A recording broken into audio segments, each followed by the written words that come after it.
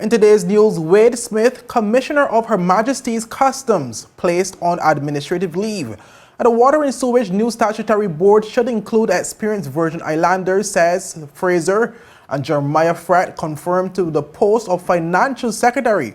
And popularity should not be the determining factor in electing leaders in the BVI, says Cline. And nation building, a look at where we are with Shaina Smith-Archer. But viewers, we get to these and more stories when 284 News return.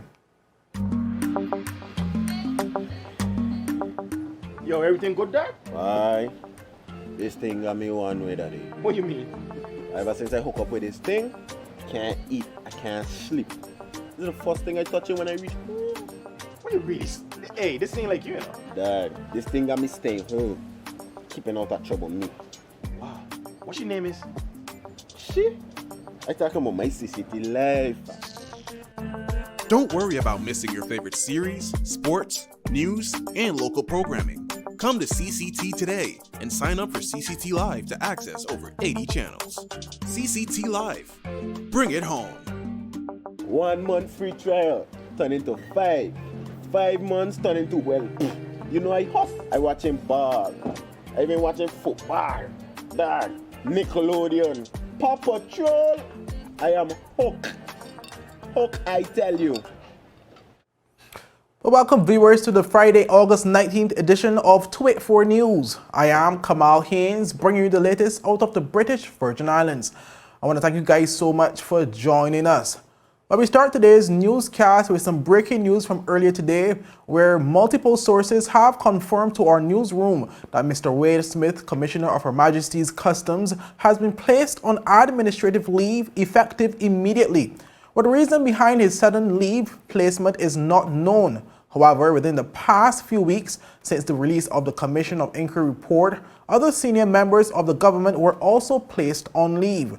Smith, who has served as the Commissioner of Customs for over 20 years, resigned from his post to contest in the 2019 general elections under the Progressive Virgin Islands Party in the 5th District. He was unsuccessful. More to come as this story continues to develop. Moving on, viewers, where Opposition Leader Honorable Julian Fraser says although he supports the government's plan to transform the Water and Sewerage Department into a statutory body, there are areas of concerns with this process that he simply cannot, in good conscience, cast a blind eye to, one of which is the intended structure of the governing body for the entity. He said the authority shall consist of 9, I'm looking at page 28, Schedule 1.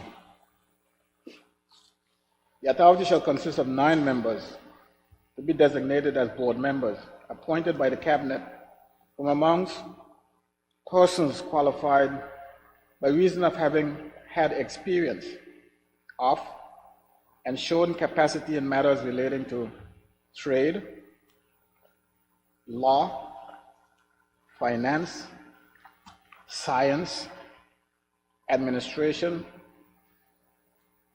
or labor relations.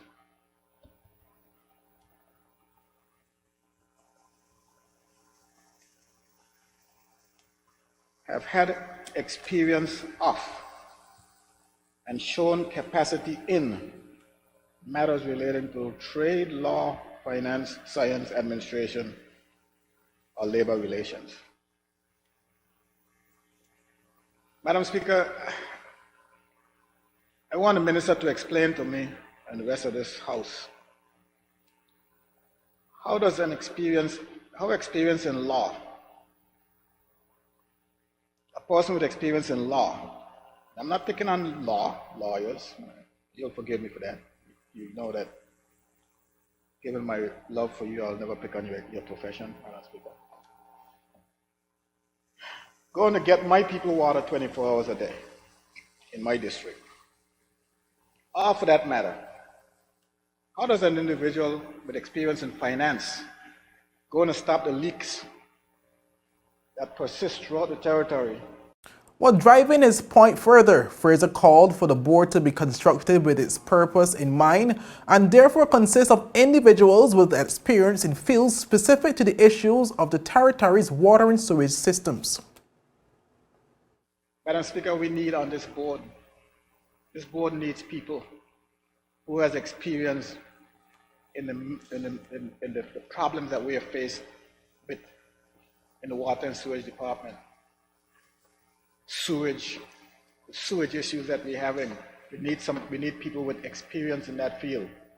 And while he is calling for the individuals to be experienced in very specific areas, Fraser maintains that the board should consist of Virgin Islanders. I don't want somebody from a different country with those experiences on the board. I want somebody from right here who know the system and know what the problems are and know why they're not being fixed and need to be fixed to be on this board. But Fraser also urged that he did not want to see the new board get buried in the existing culture of the department and urged the implementation of a rigid structure and timeline to guide its operation. This board needs a schedule to work from, Madam Speaker. They need to have a 6-month lead before they take office, before they take over the department, Madam Speaker. A 6-month lead, and present to this government a schedule of their operations.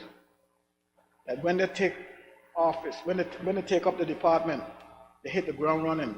If they walk in cold, if this board walks in cold into that department of water and sewage, or among the people from water and sewage, that culture will dominate them, and it will be the end of this initiative that we are trying to push. Well, up next, viewers, Jeremiah Frett confirmed to the post of Financial Secretary, and popularity should not be the determining factor in electing leaders in the BVI, says Claude Skelton Cline. But these are more stories when 284 News return. You value traditions. Today. You value music. You value education. Family. I love you. Service. Thank you. You're welcome. Love. Life. At Popular, we're committed to you and everything our community values.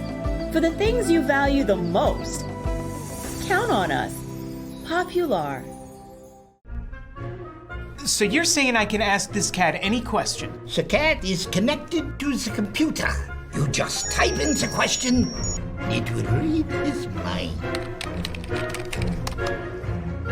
There the answer comes.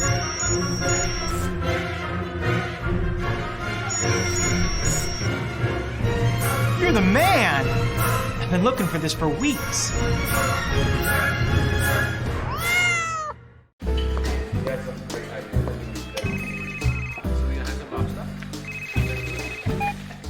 Hello?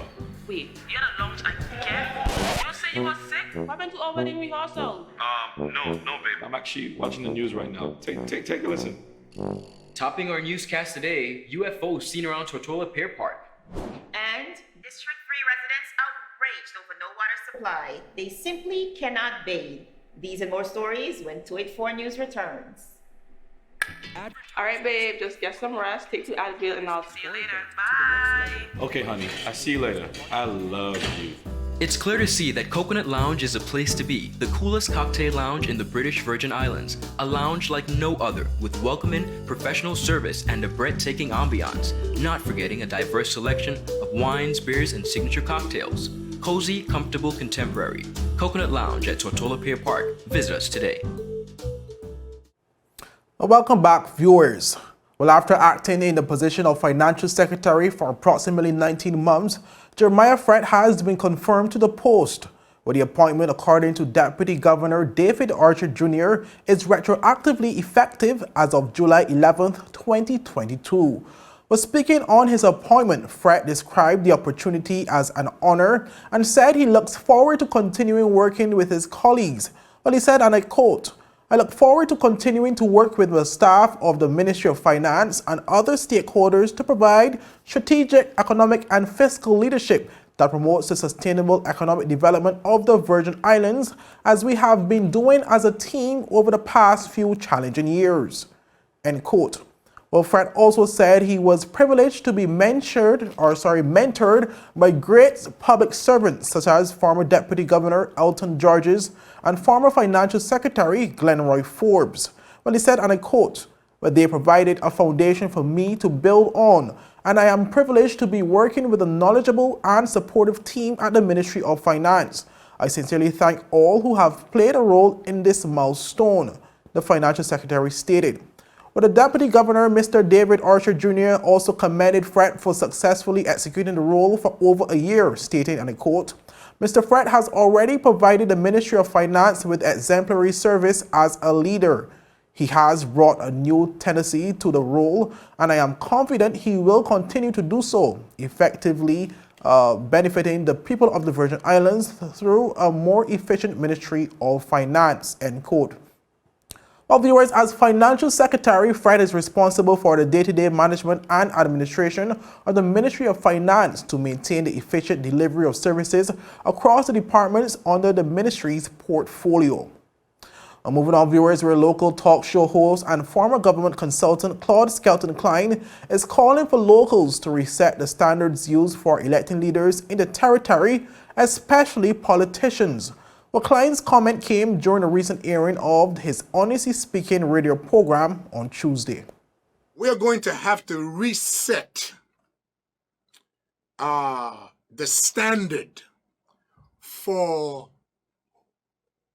who we elect as leaders, political leaders in particular, but it really holds true for all leadership. There should be a base. There should be a floor. There should be a standard. There should be a plumb line. There should be a measuring stick for how we elect leaders in this country. We can no longer afford to water down leadership in this country. The challenges that we face, the challenges that we will continue to face, geopolitically, social, economically, spiritually, you name it, we must set a standard for how and who we go about, electing persons in this country. Well, Cline said while all persons should be allowed to seek leadership roles in a democracy, he believes there should exist an unwritten rule in the BVI's culture that pinpoints only certain types of individuals for certain leadership roles. He said the time has come when popularity should not be a determining factor in electing individuals to leadership roles.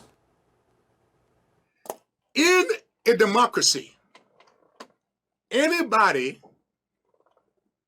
no matter of creed, color, faith, sexual orientation, anybody should be allowed to seek elected office. So please hear me good. But there should be an unwritten rule embedded in our culture of an oral tradition type that says, though anybody can run, anybody cannot be elected. My brothers and sisters, we can no longer afford to elect persons purely based on popularity. This is not pageantry. This is politics, the art of compromise, of going back and forth and negotiating and navigating the affairs of the people of a country. It cannot be based on your popularity in some other sphere of life that may or may not be germane to you having the capacity, the ability to sit at tables of decisions and make enduring, make generational decisions about the lives of people. Well, up next, viewers, nation building, a look at where we are with Shaina Smith-Archer. And will Synergy and Pirates complete a double sweep in the softball championships this evening? We get to those two stories when 284 News return. There's a reason you get up on a morning. a reason you pick yourself up, start the day. Maybe it's sheer grit. Maybe it's your ethics. Maybe it's because you know people like you are waiting for people just like you. We all have our reasons, and for Republic Bank, that reason is you. Every little thing, every big thing. It's all about making a difference in your life. Because after 182 years, if it's one thing we're sure about, is that the difference is you. We're here to help. Republic Bank, we're the one for you. Is business slow, cash flow down, hosting an upcoming event? We can help. Advertise with 284 Media and take your business or event to the next level by enhancing your present marketing and messaging strategies. Allow our team of experts to create a personalized ad that sets your business apart from all the rest. This could be your business or event. So, what are you waiting for? Contact our marketing team at 284media@cctbvi.com. Advertising with us works. The beautiful Virgin Islands, or nature's little secret as some prefer, where the weather stays warm and the drinks stay cold, where men in wigs get their lawyer bills paid by governments and governments lose planes, where walls are built and prisoners escape. You vacation where we suffer. BVI love.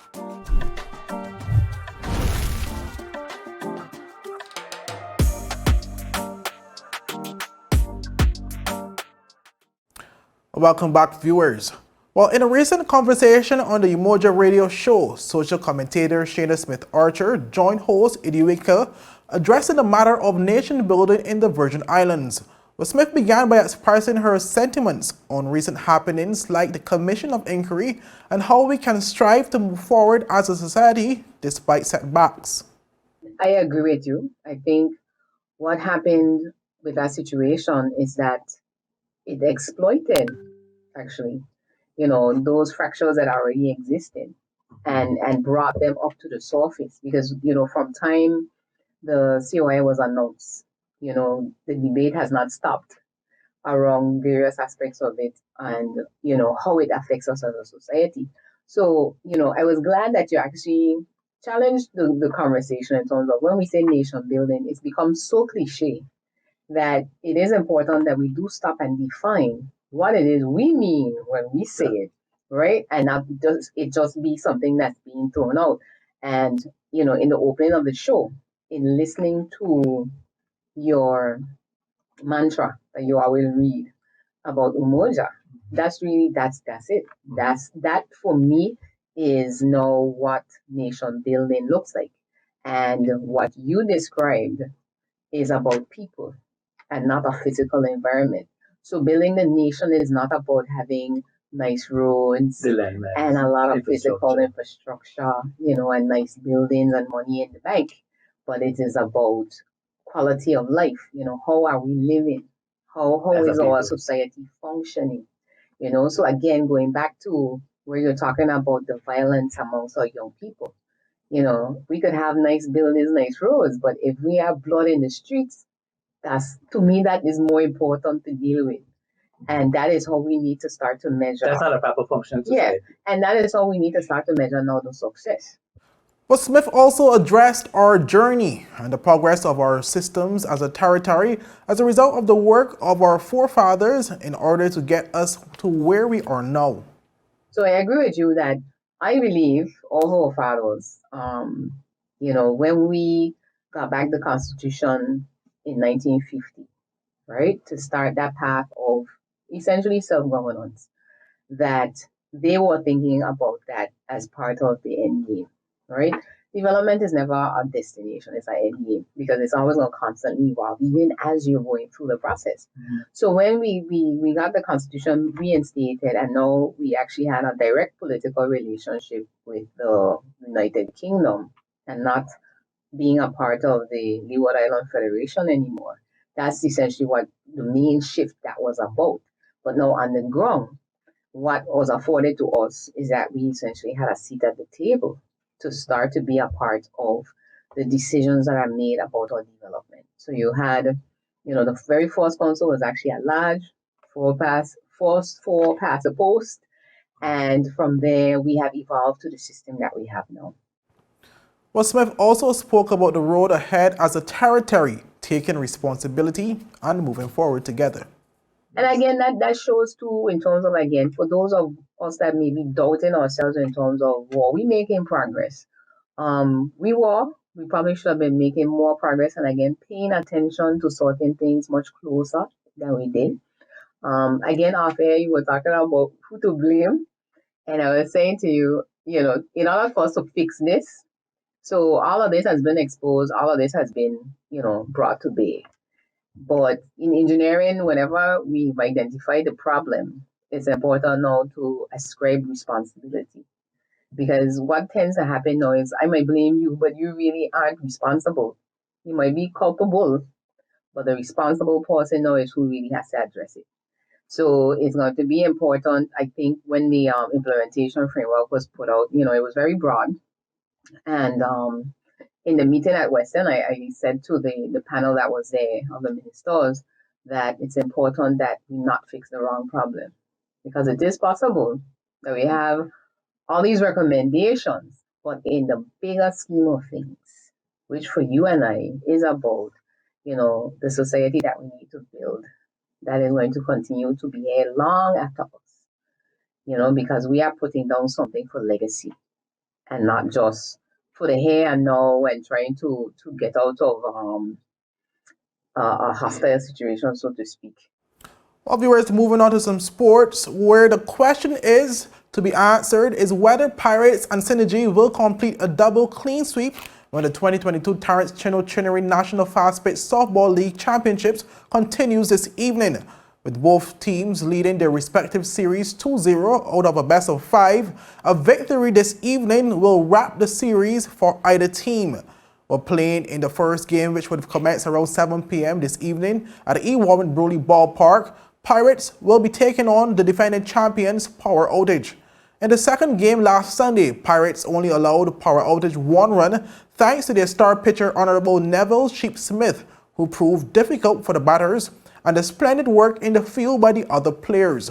But that game ended 13-1. Let's take a relook at those highlights. Is in left. That's poked out there. That's a good punch there by Reimer. Reimer still showcasing the wheels. He's in there with a stand-up lead-off double.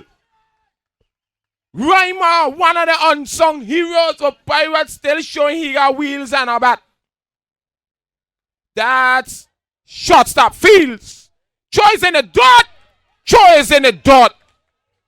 John credit the error to the shortstop. John tried to save it with a scoop. Couldn't get a beat on it. That's a shot up the middle there by John. That probably could start it. John pushing it. John, he's in there with a stand-up double, the first baseman. Trying to get something started. Oh no, that throw is sailed. That throw is sailed. Hi. He's a dead man. He is safe. Safe. I ain't going there. You go see. That's a throw was sailed. Tap. Reimer. That Shamari. What a gem. What a gem by the All-Star. Finally get. He dive and that one going up the middle and wise enough to hurry and scuffle by the bag. Say, bend up. Third baseman sits on it. Fires! The game is over. Pirates take a 2-0 lead in the series. Looking for revenge and retribution and come with vengeance. The final score was 14-1. A measly 1 run. But meanwhile, in Game 1, the Pirates, who won in 2015 and 2016, made a statement with a 12-0 shutout against Power Outage in the 5th inning. But TCS Frett of Pirates hit a line drive grand slam over the center field fence earlier in the game. But other notable moments for Pirates in Game 1 included Honorable Kai Reimer's incredible night on the plate and Honorable Smith's performance on the mound as he struck out a host of power outage players. But meanwhile, in the women's division, defending champions and the undefeated Synergy will be aiming to complete back-to-back sweeps in the championships, a repeat of their 2021 performance. But in Game 2 last Sunday, Synergy continued their winning ways against That's Your Problem as they fought from 3-0 down at one stage to tie the game 4-4 in the third inning. However, it was at the top of the fourth inning which saw Synergy sailing away as they created a lead, which they extended to 12-14 following back-to-back hits, which resulted in 8 runs being scored. But that game ended in the bottom of the fifth inning, 15-7. We take a look at those highlights. Defending champs power outage. And then we saw a high fly ball. It's playable. Panda up against the wall. Making the grab. Final put out. What a nasty, spectacular defensive catch there by the catcher.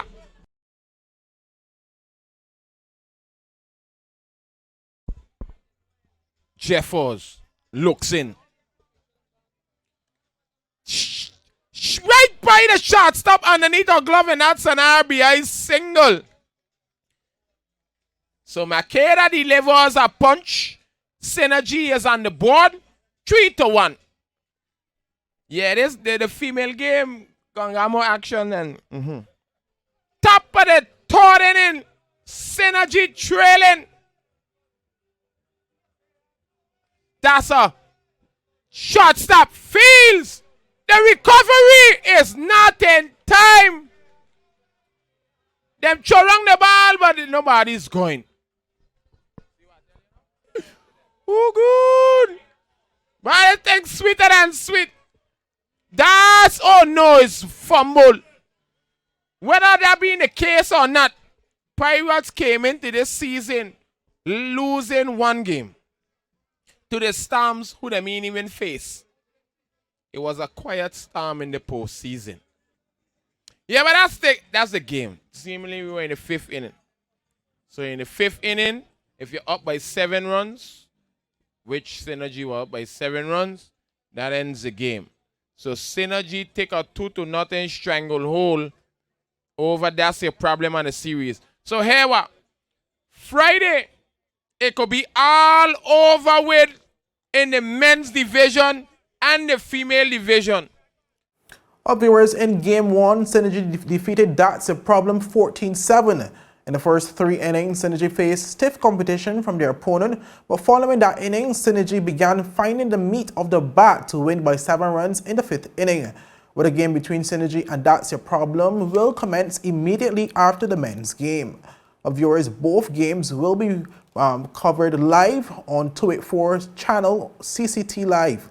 That is, live coverage will be provided on 284 channel on CCT Live for both games.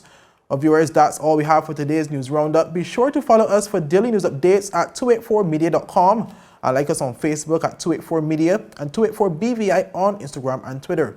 I'm Kamal Haynes. Have a safe and enjoyable weekend. Bye-bye. Yes, Sonny boy, come, yes, Sonny. Good morning. Good morning, Sonny boy, over there. You must have cut fun people. It's okay, I'll take care of it. What? No man to take care of me. How may I assist you? Yes. You want top of power?